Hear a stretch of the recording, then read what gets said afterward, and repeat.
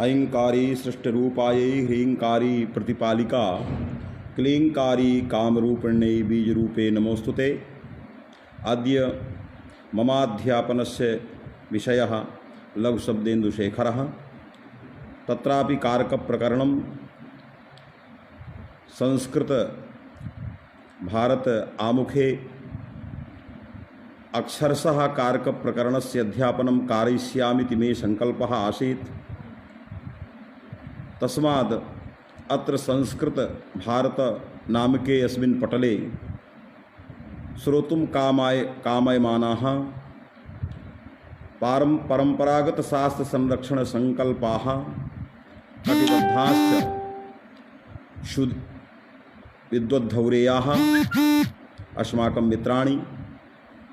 अहं पंक्तिशः लघुशब्देन्दुशेखरस्य अध्यापनं करिष्यामीति धिया अहम् इदानीम् आरम्भं करोमि।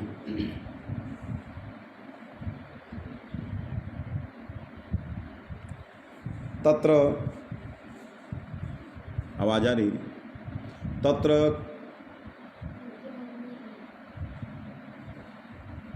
तत्र कारकप्रकरणं किमर्थम् आरब्धं वर्तते।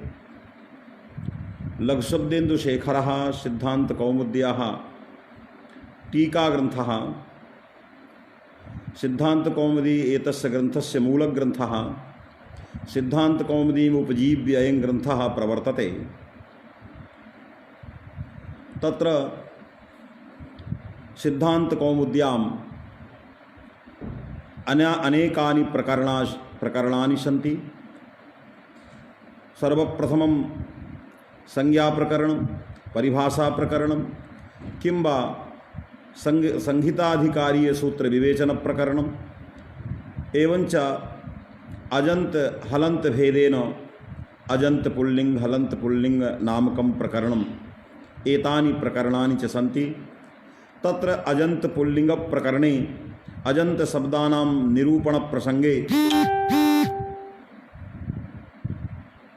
भगवान् पाणिनिः सूत्रं तावत् करोति। अर्थवत् धातुरप्रत्ययः प्रातिपदिकम् इत्याकारकं सूत्रं। तस्य सूत्रस्य अयम् अभिप्रायः यत् प्रातिपदिक संज्ञाम् उद्दिश्य प्रातिपदिकञ्च उद्दिश्य प्रत्ययाः विधीयमानाः सन्ति। यतोहि ज्ञाप्रातिपदिकात् इत्याकारकं सूत्रम् अधिकारसूत्रम्। एतस्य सूत्रस्य ज्ञाप्रातिपदिकात् इति सूत्रस्य उत्तरोत्तरं विनियोगः भवति। तस्मात् स्वादिप्रत्ययानां विधानं प्रातिपदिकात् भवति। सौजस्मौट् इति सूत्रेण एते स्वादयः प्रातिपदिकात् आगच्छन्ति। किन्तु एतेषां प्रत्ययानां स्वादिप्रत्ययानां कस्तावदर्थः एवं भूतः अर्थः तावत् तत्र ग्रन्थकारैः सूत्रकारैश्च अर्थः तावन्नैव निर्णीतः। प्रथमा विभक्तेः द्वितीया विभक्तेः एवञ्च विभक्तीनां कः अर्थः इति अर्थः तावत् निश्चितो नास्ति। तस्मिन् प्रकरणे यदि केषाञ्चित् प्रत्ययानाम् अर्थनिर्देशः न भवति, यथा तद्धितनिरूपणप्रसङ्गे तद्धितप्रत्ययानां तत्रैव तत्तन्निरूपणप्रसङ्गे एव अर्थनिर्देशः आचार्यैः कृतः। तत्र भवः तत्र जातः, कस्माद् विभक्त्यन्ताद् भविष्यन्ति, कस्मिन् अर्थे भविष्यन्ति, एतत् सर्वं तत्तत् प्रत्ययस्य व्याख्यानावसरे एव अर्थनिर्देशः जातः। किन्तु स्वादिप्रत्ययानां व्याख्यानप्रसङ्गे आचार्यैः स्वादिप्रत्ययानां कस्तावदर्थः इति निर्णयः नैव कृतः। अतः अनिर्दिष्टार्थकाः प्रत्ययाः स्वार्थे भवन्ति इति अस्माकं सिद्धान्तः। तर्हि एते प्रत्ययाः स्वार्थिकाः न स्युः। विभक्ति संज्ञकानां स्वादि प्रत्ययानां स्वार्थिकत्वं न स्यात्। तदर्थं अर्थ तत्तत् प्रत्ययानां तत्तद् विभक्तीनाम् अर्थ निर्देशनाय कारक प्रकरणम आरब्धम वर्तते। तस्य प्रकरणस्य इदमेव उद्देश्यमासीत् यत् प्रत्ययानां विशेषेण तावद् अर्थ निर्देशः आगच्छेत्, विशेषेण तावद् अर्थ निर्देशः स्यात्। तस्मादेव एतत् प्रकरणं तावत् निर्दिष्टमस्ति। किन्तु भक्षितेऽपि लशुनेन शान्तो व्याधिः कारक प्रकरणम आरब्धम यतो हि प्रत्ययानां स्वार्थिकत्वं न स्यात्। आरब्धेऽपि प्रकरणे प्रत्ययानां स्वार्थिकत्वं कथं? पंचकं प्रातिपदिकार्था भवन्ति। स्वार्थः द्रव्यं लिंगं संख्या कारकम् इति धिया पंचकं प्रातिपदिकार्था भवन्ति। तर्हि कारकमपि प्रातिपदिकस्यैव अर्थः। बोलो क्यों बीच में आ जाते हो, हैं? पढ़ाने में डिस्टर्ब कर रहे हैं। तो प्रातिपदिकस्य अर्थः प्रातिपदिक पदजन्य विषयीभूताः अर्थाः के भवन्ति? स्वार्थः द्रव्यञ्च लिङ्गञ्च संख्याकारकमेव च अमी पंचैव नामार्थाः त्रयः केषाञ्चिदग्रमाः एकं द्विकं त्रिकं चातीति रीत्या प्रातिपदिकस्य यावन्तोऽपि अर्थाः सिद्धान्तसिद्धाः भवन्ति। तर्हि यदि कारकमपि कर्मकारकं करणकारकं संप्रदानकारकं सर्वं तावत् कारकं प्रातिपदिकस्यैव अर्थः, तर्हि यदि प्रातिपदिकस्य अर्थः तर्हि प्रातिपदिकाद् विभक्तिः आगच्छति। यः अर्थः प्रातिपदिकस्य तस्मिन्नेव अर्थे विभक्तिश्चेत् आगच्छति, स एव अर्थः विभक्त्यर्थश्चेत् तदा पुनः प्रत्ययानां स्वार्थिकत्वम् आपतति।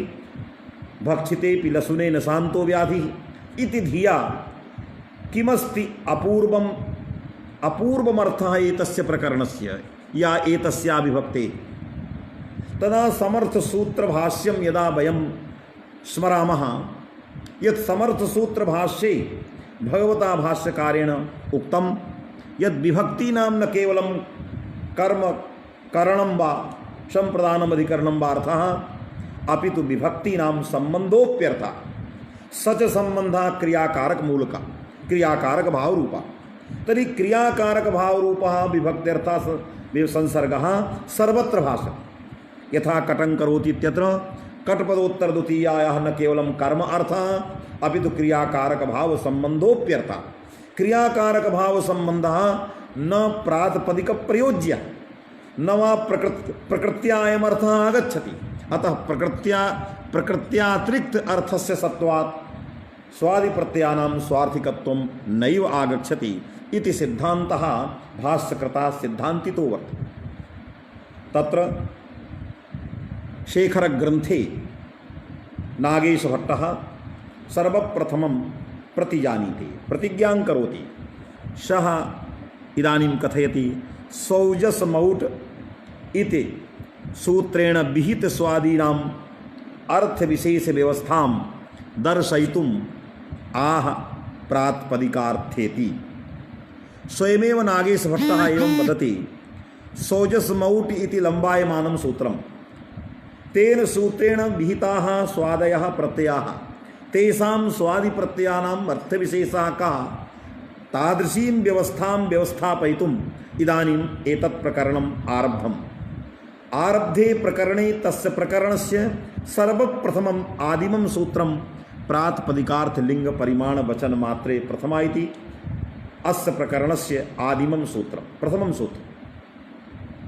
तर्हि यदि एतस्य प्रकरणस्य इदं प्रथमं सूत्रं तस्मात् आगच्छति प्रातिपदिकार्थे प्रथमा। यदि प्रातिपदिकार्थे प्रथमा तर्हि प्रातिपदिकार्थः किं वा व्याकरण सिद्धांत प्रसिद्धः अर्थः प्रातिपदिकार्थः गृहीतव्यः। आहोसित कश्चित् पारिभाषिकः प्रातिपदिकार्थः गृहीतव्यः। एतत् सर्वोऽपि विचारः अग्रे आगमिष्यति। किन्तु प्रातिपदिकार्थ निरूपणात् प्राग् पक्षद्वयं व्यवस्थापयितुम् इच्छति आचार्य। नागेशभट्टात् प्राक् केचन आचार्याः बभूवुः यत् प्रथमा विभक्तिः कारक विभक्तिः अस्ति न वा। विभक्त्यर्थः प्रथमान्तार्थः कारकम् अस्ति न वा। यथा द्वितीया विभक्तिः कारक विभक्तिः, तृतीया विभक्तिः यथा कारक विभक्तिः, तथैव प्रथमा विभक्तिः प्रातिपदिकार्थलिंग परिमाणवचन मात्रेति सूत्रेण जायमाना इयं विभक्तिः प्रथमा विभक्तिः कारक विभक्तिः अस्ति न वा। एतया विभक्त्या तावत् कारकम् इति अर्थः आगच्छति न वा। तर्हि प्राचीनाः वदन्ति स्म यत् प्रथमा विभक्तेः कारक विभक्तित्वं नास्ति। प्रथमा विभक्तिः कारक विभक्तिः नास्ति, यतोहि प्रथमा विभक्तिः क्रियाम् उपजीव्य नैव आगच्छति। क्रियायोगे इयं विभक्तिः नैव आगच्छति। यथा कटं करोति इत्यत्र द्वितीया विभक्तिः, यदि क्रियधात्वर्थः उत्पत्त्यनुकूलव्यापारः नो चेत् तदा कर्मसंज्ञा नैव भविष्यति। यतोहि कर्मसंज्ञा क्रियायोगे भवति, कर्तुः क्रियया, अतः क्रियायाः आवश्यकत्वं कर्मसंज्ञायाम् अपेक्षितम् आवश्यकत्वमस्ति। किन्तु प्रथमा विभक्तेः उत्पत्तौ क्रियायाः आवश्यकता नास्ति इति प्राचीनाः वदन्ति। अतः क्रियायोगे, क्रियासंसर्गे, क्रियायाः सत्त्वे इयं विभक्तिः नैव आगच्छति। वृक्षः, रामः, चैत्रः क्रियायाः आवश्यकता एव नास्ति। पचति कल्पं, पचति रूपम् इत्यादिषु अग्रेबणम् इत्यादिषु स्थलेषु क्रियायाः असत्त्वेपि क्रियायोगाभावेपि इयं विभक्तिः आगता वर्तते। यदि आगता वर्तते तर्हि प्रथमा विभक्तिः क्रियायोगं विनैव आगच्छति, तस्मात् इयं विभक्तिः कारक विभक्तिः नास्ति। कारकं नैव प्रतिपादयति, कारक संज्ञाम् उपजीव्य नैव भवति। यथा कर्म संज्ञा कारकम् उपजीव्य भवति, करण संज्ञा कारकम् उपजीव्य भवति। किंच द्वितीया विभक्तिः कर्म संज्ञाम् उपजीव्य आगच्छति, तृतीया विभक्तिः करणम् उपजीव्य आगच्छति। तर्हि तादृश अत्र प्रथमा विभक्तिः एतादृशी नास्ति, तादृशी नास्ति, संज्ञाम् उपजीव्य नैव आगच्छति। तर्हि कारकस्यापि अधिकारः अत्र सूत्रे नास्ति। प्रातिपदिकार्थलिंग परिमाणवचन मात्र इत्यस्मिन् सूत्रे कारके इत्याकारकं यदि अधिकारसूत्रं तत्सूत्रम् अत्र नागच्छति। अतः कारकम् उपजीव्य कारकाधिकारे जायमाना या काचित् विशेष संज्ञा तादृशीं संज्ञाम् उपजीव्य इयं विभक्तिः नैव आगच्छति। अतः इयं विभक्तिः कारक विभक्तिः नास्ति। प्राचीनानाम् एतादृशी प्रथितिः आसीत्, प्रसिद्धिः आसीत्। तां प्रसिद्धिं खण्डयितुम् इदानीं नागेशभट्टः उपक्रमते, उपस्थापयति यत् प्राचीनैः यत् कुत्रचित् एवं प्रतिज्ञातं यदि इयं विभक्ति कारक विभक्तिर अस्तेव नहीं, क्रियाम् आश्रित्य इयं विभक्तिः नैव आगच्छति। एतस्य विभक्त्यर्थस्य क्रियायां संसर्गो नास्ति। अतः क्रियायोगस्य अभावात् इयं विभक्तिः कारक विभक्तिर्नास्ति। एतादृशं मतं केषाञ्चित् वैयाकरणानां यदस्ति तन्मतम् इदानीं खण्डयति भगवान् नागेशः। किं कथयति? नागेशः कथयति इदमपि सूत्रं क्रियायोगे एव प्रवर्तते इति नागेशस्य इयं पंक्तिः। इदमपि सूत्रम् अपि न किम् आगच्छति? इदं पदेन प्रातिपदिकार्थलिंग परिमाणवचन मात्रे इत्याकारकं सूत्रं क्रियायोगे एव प्रवर्तते। अपि न यथा कर्मणि द्वितीया इदं सूत्रं क्रियायोगे प्रवर्तते। कारकाधिकारस्थ विशेष संज्ञाम् उपजीव्य यथा कर्मणि द्वितीया क्रियायोगे प्रवर्तते। कारकाधिकारीय संज्ञाम् उपजीव्य यथा कर्तृकर्णयोस्तृतीया विभक्तिः क्रियायोगे प्रवर्तते। तथैव इयमपि विभक्तिः इदमपि सूत्रं क्रियायोगे एव प्रवर्तते। तस्मात् प्रातिपदिकार्थे जायमाना विभक्ति कारक विभक्ति वैशद्येन निरूपयति। सर्वप्रथमम् इदङ्गेयम् इदमपि सूत्रं क्रियायोगे एव प्रवर्तते। तर्हि इदमपि सूत्रं क्रियायोगे एव प्रवर्तते इति वाक्ये एवं गेयं प्रायेण इदमपि सूत्रं क्रियायोगे एव प्रवर्तते इति वक्तव्यम्। अत्र प्रायेण इति शेषः कर्तव्यः। प्रायेण इदमपि सूत्रं क्रियायोगे प्रवर्तते, क्वचित् क्रियायोगाभावेपि प्रवर्तते, तस्मान् नक्षते। यथा पचति कल्पं पचति रूपम् अग्रे बलम् इत्यादिषु स्थले क्रियायाः योगाभावेपि क्रियाध्याहारस्यापि तत्र आवश्यकता नास्ति। क्रियायाः योगाभावेपि शब्दतः अर्थतः क्रियायाः योगाभावे पचति कल्पं पचति रूपम् इत्यत्र प्रथमा विभक्तिः आगच्छति। तत्र क्रियायाः अध्याहारः कस्याश्चित् क्रियायाः योगः शब्दतः अर्थतः नापेक्षितः, तत्रापि प्रथमा विभक्तिः आगच्छति। यदि केवलम् एवम् अस्माभिः क्रियते यत् क्रियायोगे एव प्रवर्तते तदा पचति रूपम् इत्यत्र प्रथमा नैव आगमिष्यति। अतः पचति रूपम् इत्यत्र प्रथमा विभक्ति सिद्ध्यर्थम् अत्र प्रायेण इति पदं योज्यं। यदि प्रायेण इदं पदं योज्यते तदा प्रायेण इदमपि सूत्रं क्रियायोगे प्रवर्तते इति वाक्यस्य अयम् अभिप्रायो भवति। तर्हि क्वचित् क्रियायोगाभावेपि प्रथमा विभक्ति आगच्छति, यथा पचति कल्पं पचति रूपम् अग्रे बलम् इत्यादि। तर्हि इदम् आगतं यत् क्रियायोगे एव प्रवर्तते, अपि न यथा तानि सूत्राणि प्रवर्तन्ते क्रियायोगे कर्म द्वितीयादि विधायकानि सूत्राणि, तथैव प्रथमा विधायकं सूत्रमपि क्रियायोगे प्रवर्तते इति निरूपितं जातम्। अनन्तरं नागेशः कथयितुमिच्छति यत् वृक्षः प्लक्षः चैत्रः इत्यत्र क्रिया न दृश्यते। क्रियायोगः अत्र शब्दतः क्रियायोगः नास्ति। शब्देन तत्र काचिदपि क्रिया नैव प्रतिपाद्यते, तत्रापि प्रथमा दृश्यते व्यभिचारः। चैत्रः इत्यत्र क्रियायाः अभावः, शब्दतः काचित् क्रिया तत्र प्रयुक्ता नास्ति। यत् प्रयोज्यः कश्चन व्यापारः फलं वा अर्थस्य, तर्हि क्रियायाः प्रयोगाभावेपि चैत्रः इत्यत्र विभक्तिः दृश्यते। कथं भवद्भिः प्रतिज्ञा क्रियते इदमपि सूत्रं क्रियायोगे एव प्रवर्तते इति व्यभिचाराशङ्कां मनसि कृत्य अग्रे नागेशः कथयति अन्ततः इत्यस्य अर्थः तत्तद्विशेषक्रियाशून्ये विशेषक्रियायाः अभावे पचति गच्छति पठति इत्यादि याः विशेषक्रियाः भवन्ति तस्याः क्रियायाः अन्ततः मने अभावे शून्ये विशेषक्रियाशून्ये सर्वत्र अस्ति क्रियायाः सर्वत्र सत्वात्। यत्र काचित् क्रिया क्वचिदपि काचित् क्रिया न दृश्यते तत्र अस्ति भवति इत्यादि क्रियायाः अध्याहारः क्रियते इति भाष्यकारस्य सिद्धान्तः। अस्ति भवन्ति परः इत्यादि भाष्यं वर्तते। अतः एतद् भाष्यानुरोधेन तत्र चैत्रः इत्युक्ते अस्ति क्रियायाः अध्याहारः।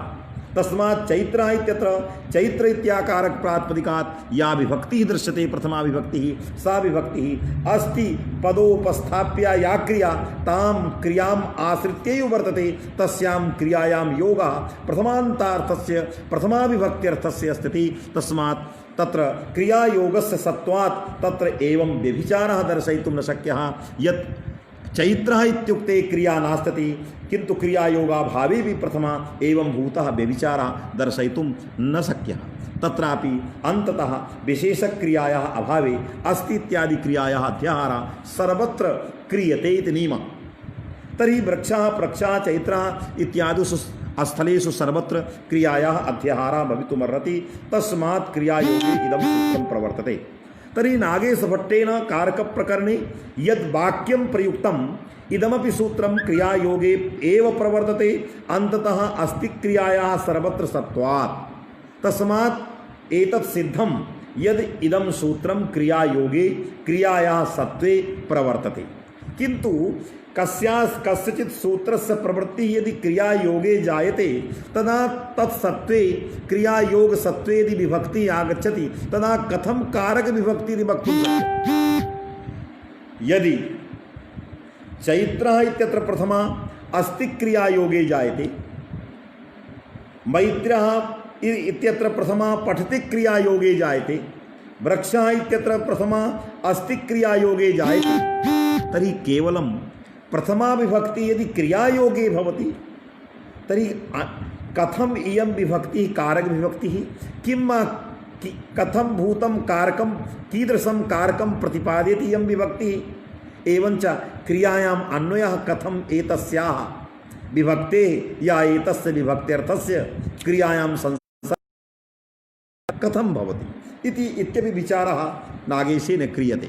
यतोहि यदि चैत्रः अस्ति चैत्रः पचति इत्यादिषु वाक्येषु यदि चैत्र पदोत्तर प्रथमा विभक्त्यर्थस्य पच धातु उपस्थाप्य क्रियायां कथम योगः यदि क्रियायां योगः नास्ति तर्हि क्रियायोगा भावे एतस्या विभक्तेः या एतस्य विभक्त्यर्थस्य कारकत्वं कथं सिद्ध्यति एतत् सर्वं प्रतिपादयितुं नागेशः अग्रे कथयति।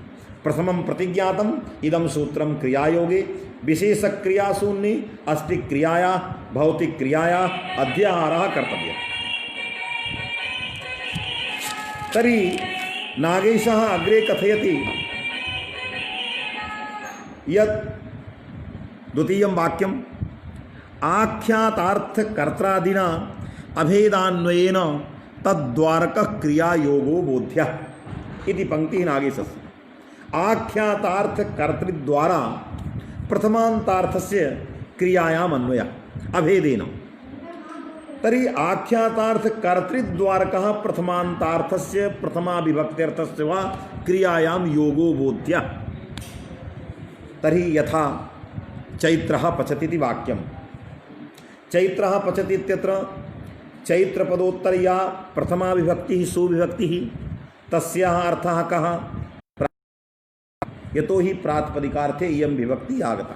तर्हि विभक्तेः अर्थः प्रातिपदिकार्थः तस्य प्रातिपदिकार्थस्य क्रियायां पच धातु उपस्थाप्य व्यापारी विकलित्यनुकूल व्यापारी कथम अन्वयः। तर्हि नागेशः कथयति आख्यातार्थ कर्त्रादिना अभेदान्वयेन तद्द्वारकः क्रियायोगो बोध्यः।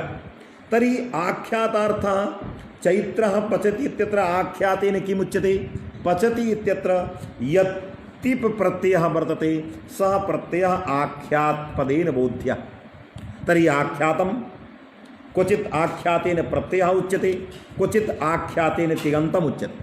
तर्हि आख्यातम् इति पदेन यदि पचति तथा तद्घटकीभूतः यः प्रत्ययः तिप् प्रत्ययः। अतएव क्वचित् टीकायां लिखितं घटकेन प्रत्यार्थेन यतो हि आख्यातपदेन कस्य ग्रहणम् आख्यातपदेन तिङन्तस्य ग्रहणं। तर्हि चैत्रः पचति इत्यादौ आख्यातेन पचति इत्यस्य ग्रहणं तद् घटकीभूतः घटकतया प्रविष्टः प्रत्ययः तिप् प्रत्ययः तस्य अर्थः कः कर्ता। तर्हि तिप् प्रत्ययस्य अर्थः कर्ता कथं लः कर्मणि च भावे चाकर्मकेभ्यः लकाराः सकर्मकेभ्यः धातुभ्यः कर्तरि आगच्छन्ति लकाराः कर्मणि वा आगच्छन्ति अकर्मकेभ्यः धातुभ्यः भावे कर्तरि वा भवन्ति। तर्हि पच धातुः सकर्मको धातुः। तर्हि सकर्मकेभ्यः धातुभ्यः पच धातुभ्यः अयं प्रत्ययः तिप् प्रत्ययः आगतः कस्मिन् अर्थे कर्तरि आगतः। अतः यस्मिन् अर्थे यः प्रत्ययः आगतः तस्य प्रत्ययस्य स एव अर्थः। अतः आख्यातस्य पचति घटकस्य तिप् प्रत्ययस्य अर्थः कर्ता।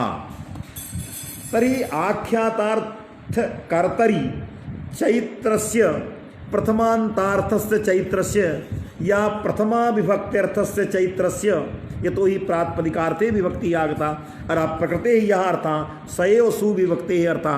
अतः यः चैत्ररूपः अर्थः तस्य अर्थस्य आख्यातार्थकर्तरि अभेदेन अन्वयः। यतो हि तिप् प्रत्ययेन यः कर्ता अर्थः आगतः सः कर्तृत्वेन आगतः। चैत्र पदोत्तर सुविभक्त्या सुप्रत्ययेन यः अर्थः आगतः चैत्ररूपः प्रातिपदिकार्थः सः चैत्रत्वेन आगतः। चैत्रत्वेन आगतः यः चैत्ररूपः कर्ता सः विशेषकर्ता। कर्तृत्वेन आगतः आख्यातप्रत्ययेन यः कर्तृत्वविशिष्टकर्तृरूपः अर्थः सः सामान्यः अर्थः सामान्यविशेषयोर् अभेदान्वयः। तर्हि आख्यातार्थः कर्ता सामान्यभूतः अर्थः चैत्रपदोत्तर प्रथमा विभक्तेः अर्थः या चैत्ररूपः अर्थः सः विशेषरूपः अर्थः सामान्येन कर्त्रा सह विशेषस्य चैत्रस्य चैत्र रूपस्य अर्थस्य प्रथमा विभक्त्यर्थस्य अभेदेन अन्वयः तस्मात् चैत्रः ति इत्यस्य अर्थः चैत्राभिन्न कर्ता कर्ता इत्यस्य अर्थः आश्रयः तर्हि चैत्राभिन्नः यः कर्ता तर्हि चैत्रस्य आख्यातार्थ कर्त्राशः अभेदान्वयः चैत्राभिन्नः कर्ता अर्थात चैत्र पदार्थस्य आख्यातार्थ कर्तृपदार्थेन साकं कश्चन भेदो नास्ति अभेदा यदि अभेदः तर्हि यदि आख्यातार्थ कर्तुः वृत्तित्व संबंधेन क्रियायाम अन्वयः पाके अन्वयः च कर्तृवृत्तिपाकः कर्तृवृत्तिव्यापारः तो यदि आख्यातार्थस्य कर्तुः वृत्तित्व संबंधेन पच धातु उपस्थाप्य व्यापारे अन्वयः तर्हि तत्र अभेदान्वयी यः प्रथमा विभक्त्यर्थः तस्यापि अन्वयः क्रियायामेव यतोहि अनयोः आख्यातार्थ प्रातिपदिकार्थयोर् मध्ये कश्चन भेदः नास्ति अभेदान्वयः यदि अभेदान्वयः तर्हि आख्यातार्थ कर्तृद्वारा प्रथमान्तार्थः आख्यातार्थ कर्तरि अन्वितो भवति तत्र तद्वारा क्रियायां पाकक्रियायां यथा आख्यातार्थ कर्तुः अन्वयः तथैव तद्वारा प्रथमान्तार्थस्यापि प्रथमा विभक्त्यर्थस्य आख्यातार्थ कर्तृद्वारा पच धातु उपस्थाप्य व्यापारे अन्वयः तथा च चैत्राभिन्न कर्तृवृत्ति विक्लित्यनुकूलः वर्तमानकालिकः व्यापारः एवं भूतः शाब्दबोधः चैत्रः पचति इत्यस्यागच्छति तर्हि प्रथमान्तार्थस्य अन्वयः आख्यातार्थकर्तृद्वारा अभेदेन आख्यातार्थकर्तृद्वारा पाकक्रियायाम् अन्वयो जातः अतः क्रियायोगः आगतः क्रियायोगः साक्षात् परंपरा साधारणः क्रियायोगः कारकस्य प्रयोजकः कारक प्रयोजकः यः क्रियायोगः सः साक्षादपि ग्राह्यः परंपरयापि ग्राह्यः कर्मादिषु स्थलेषु साक्षात् क्रियायोगः अधिकरणादि स्थलेषु परंपरया क्रियायोगः परंपरया क्रियायोगोऽपि कारक प्रयोजकः साक्षात् क्रियायोगोऽपि कारक प्रयोजकः इति बहुत्र तावद् एवं भूतः लेखः अस्माभिः प्राप्यते तत्रापि विचारः बहु वर्तते परंपरास्थलेषु किन्तु तत्सर्वं परित्यज्य मूलग्रन्थे किं लिखितम् इदानीं विचारम् उपस्थापयामि तर्हि आख्यातार्थकर्तृद्वारा प्रथमा विभक्त्यर्थस्य अन्वयः तावद् क्रियायां जातः यदि क्रियायां जातः तर्हि प्रथमान्तार्थस्य क्रियायाम् अन्वयो जातः एतद् रीत्या प्रथमा विभक्तेः कारक विभक्तित्वम् आगतम् इति नागेशेन उक्तम् अतएव नागेशभट्टः कथयति आख्यातार्थकर्त्रादिना सह अभेदान्वयेन तद्द्वारकः क्रियायोगो बोध्यः आख्यातार्थकर्तृद्वारकः प्रथमान्तार्थस्य क्रियायोगो बोध्यः एवंच प्रथमान्तार्थस्यापि यथा आख्यातार्थः कर्ता तिवर्तः कर्ता क्रियाजनकः तथैव तत्र अभेदान्वयी यः प्रथमान्तार्थः प्रथमा विभक्त्यर्थः वा सोऽपि क्रियाजनकः यतोहि अनयोर्मध्ये कश्चन भेदः नास्ति यदि कर्ता क्रियां जनयति तर्हि तत्र अभेदान्वयी यः चैत्रः सोऽपि क्रियां जनयति अतः पाकक्रियाजनकत्वं यदि आख्यातार्थ कर्तुः तर्हि पाकक्रियाजनकत्वं तत्र अभेदान्वयिनः प्रथमान्तार्थस्यापि अतः प्रथमान्तार्थे प्रथमा विभक्त्यर्थे वा पाकक्रियाजनकत्वेन कारकत्वं सुतरां सिद्ध्यति अतः कारकार्थ प्रतिपादकत्वेन इयं विभक्तिः कारक विभक्तिः इति सुतरां सिद्धा तर्हि प्रथमान्तार्थस्यापि क्रियाजनकत्वात् अस्याः कारक विभक्तित्वम् इति व्यवहारः भाष्ये आगतः कुत्रचित् भाष्ये आगतः नागेशः कथयति यत् प्रथमान्तार्थस्यापि क्रियाजनकत्वात् अस्याः कारक विभक्तित्वेन भाष्ये व्यवहारः अस्याः मने प्रथमा विभक्ते प्रथमान्तार्थस्यापि क्रियाजनकत्वात् अस्याः प्रथमा विभक्तेः कारक विभक्तित्वं भाष्ये व्यवहारः इति पंक्तिः तर्हि अस्याः प्रथमा विभक्ते भाष्ये कारक विभक्तित्वेन व्यवहारः यतोहि क्रियाजनकत्वात् यथा सामान्यः कर्ता तिवर्तः कर्ता क्रियाजनकः तत्र अभेदान्वयी प्रथमान्तार्थः प्रथमा विभक्त्यर्थः विभक्त्यर्थोपि क्रियाजनकः इति धिया क्रियाजनकत्वेन कारक विभक्तित्वमिति व्यवहारः कारकत्वं प्रथमान्तार्थस्य प्रथमा विभक्तेर्वा व्यवहारः भाष्ये आगतः। कुत्र भाष्ये आगतः? भगवता भाष्यकारेण अनिभीत सूत्र निरूपण प्रसंगे अनिभीताधिकार निरूपण प्रसंगे प्रथमान्तार्थस्य चर्चा कृता। एवंच सहयुक्ते अप्रधाने इति सूत्रे भाष्येपि प्रथमान्तार्थस्य प्रथमा विभक्त्यर्थस्य वा कारक विभक्तित्वमिति चर्चा तत्र भाष्ये आगता। तत्र कथं तद्भाष्यम् अहम् इदानीम् उपस्थापयामि। तर्हि महाभाष्यकारेण सहयुक्ते अप्रधाने इत्यस्मिन् सूत्रे भाष्यकृता पृष्ठं सहार्थयोगे अप्रधाने तृतीया भवति। सहार्थयोगे सति सहार्थस्य योगे अप्रधानीभूत पदार्थवाचकं यत् किमपि प्रातिपदिकं तस्मात् प्रातिपदिकात् तृतीया आगच्छति। यथा पुत्रेण सह पिता आगतः। पुत्रेण सह पिता आगतः इत्यत्र अत्र साक्षात् सहार्थयोगः सहार्थयोगे पुत्रपदार्थः सहार्थेन तावत् सहार्थः कश्चित् सम्बन्धः तत्सम्बन्धेन तावत् अन्वितो भवति। एवंच सहार्थयोगे सति अप्रधानीभूतः यः अर्थः पुत्रस्य पुत्रभूतः अर्थः तदर्थवाचकं यत् पुत्र इत्याकारकं प्रातिपदिकं तस्मात् प्रातिपदिकात् तृतीया आगच्छति। एवंच साक्षात् क्रियान्वयी यः पितृपदार्थः कर्तृत्वेन साक्षात् क्रियान्वयी यः पितृपदार्थः तादृशे प्रधानीभूतार्थवाचकं यत् प्रातिपदिकं पितृत्याकारकं प्रातिपदिकं तस्मात् प्रातिपदिकात् तत्र प्रथमा आगच्छति।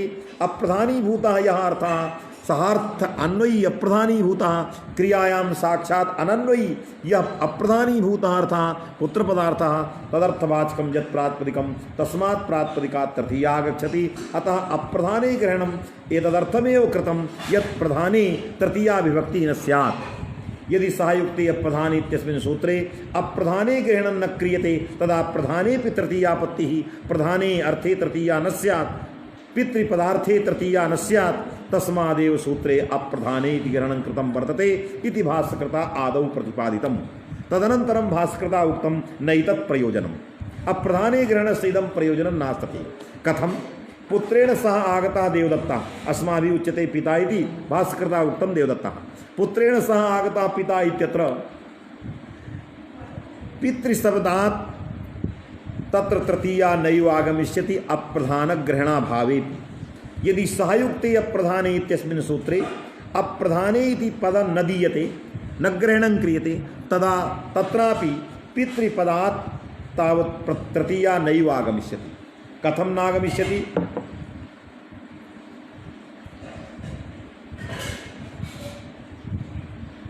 कथं नागमिष्यति? यत् अप्रधानग्रहणाभावे पितृपदात् प्रथमा प्राप्ता। कथम? आगतः इत्यत्र कर्तरि अक्ता प्रत्ययः तेन प्रत्ययेन इदानीं कर्तृत्वमुक्तं तेन सा तथैव सहार्थ संबंधभूतस्य विशेषस्य संबंधस्य योगः पितृपदार्थेन सा। तो यथा सहार्थयोगः पुत्रेण पुत्रपदार्थेन तथैव सहार्थयोगः पितृपदार्थेन।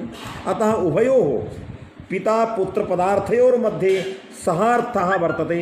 अतः यदि साहित्यं वर्तते साहित्यं यदि उभयत्र वर्तते तर्हि अप्रधानपदाभावे पितृपदात् तृतीया प्राप्ता। तर्हि पितृपदात् तृतीया प्राप्ता एवंच पितृपदात् प्रातिपदिकार्थलिङ्गपरिमाणवचनमात्रे प्रथमापि प्राप्ता। तर्हि तत्र भगवान् भाष्यकारः कथयति अत्र अप्रधाने इति पदं न देयं तृतीया न भविष्यति।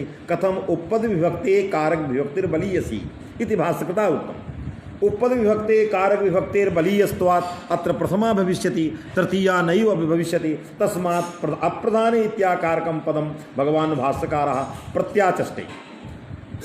एवंच उपपदविभक्ते कारकविभक्तिर्बलीयसी तर्हि प्रथमा विभक्तिः कारक विभक्ति ही तस्मात् तृतीया विभक्ति ही उपपद विभक्ति ही। यतो ही पुत्र पदेन सहयुक्ते अप्रधाने तृतीया सह इत्याकारकं पदम पदार्थम वा उपजीव्य तृतीया भवति। अतः क्रियाकारक भाव संबंधेतर संबंध प्रतिपादिका विभक्ति उपपद विभक्ति, क्रियाकारक भाव संबंध प्रतिपादिका विभक्ति ही कारक विभक्ति। तरी क्रियाकारक भाव संबंधेतर संबंध प्रतिपादिका तरी यह अत्र पुत्रेण सह आगतः पिता इत्यत्र पुत्रेण इत्यस्य यह संबंधः वर्तते सह संबंधः क्रियाकारक भाव संबंधः नास्ति। क्रियाकारक भाव संबंधेतर संबंधः पितृपदार्थस्य आगमन क्रियायां यह संसर्गः सह संसर्गः क्रियाकारक भाव संबंधः क्रियाकारक भाव संबंधम आधारीकृत्य संबंधम उररीकृत्य तत्र प्रथमा विभक्ति प्राप्ता। क्रियाकारक भाव संबंधेतर संबंध संबंधम आश्रित्य स्ववृत्ति क्रियात्वत्व आहोषित स्ववृत्ति क्रिया समानकालिक क्रियावत्व। तो स्ववृत्ति क्रिया समानकालिक क्रियावत्व संसर्गेण पुत्र पदार्थस्य अन्वयः, क्रियाकारक भाव कर्तृत्व संसर्गेण पितृपदार्थस्य आगमन क्रियायाम् अन्वयः। तर्हि कर्तृत्व संसर्गेण अथवा कर्तृत्वम् उपजीव्य क्रियाकारक भाव संसर्गेण पितृपदार्थस्य आगमन क्रियायाम् अन्वयः स्वक्रिया स्ववृत्ति क्रिया समानकालिक क्रियावत्व संसर्गेण, क्योंकि स्ववृत्ति क्रिया समानकालिक क्रियावत्वम स्ववृत्ति गुण समानकालिक गुणवत्वम स्ववृत्ति द्रव्य समानकालिक द्रव्यवत्वम एव साहित्यम तादृशम साहित्यम अंगीकृत्य तादृशम संसर्गम अंगीकृत्य क्रियाकारक भाव संबंधेतर संबंधः स्ववृत्ति क्रिया समानकालिक क्रियावत्वरूपः संसर्गः तादृशं संसर्गम अंगीकृत्य जायमाना विभक्ति तृतीया विभक्ति उपपद विभक्ति क्रियाकारक भाव संसर्गम उपजी